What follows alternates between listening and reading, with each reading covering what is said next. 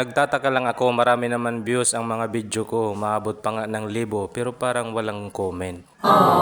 Minsan naisip ko tuloy na tao kaya ang mga viewers ko o alien, charot lang.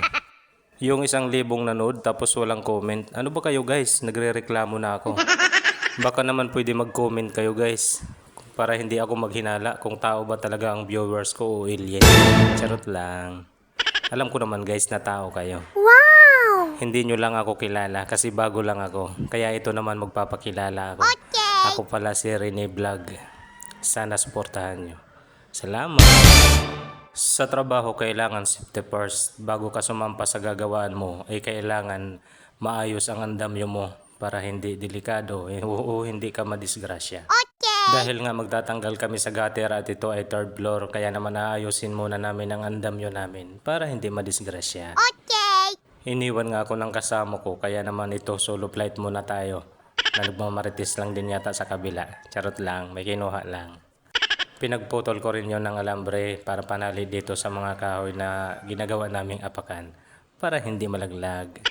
Ay baka sa baba kami magsabay-sabay damputin. Charot lang, wag naman. Ayan nga at binibilang ko ang kahoy na mailalagay kung magkakasya. Pero kailangan natin pagkasyahin, wala tayong choice. Ang gaganda nga nitong mga kahoy guys dahil mga solid dito. Hamba kasi ito, binaklas namin dahil papalitan na ng bakal ang hamba. Ganon talaga guys ang mayaman. Pag ginusto palitan ay papalitan na lang. Sa mapapasana all ka na lang mayaman. Wala tayong magagawa dahil mahirap lang tayo. Kaya tanggapin na natin. Ako lang pala ang mahirap kaya ako lang ang tatanggap nun. Charot lang.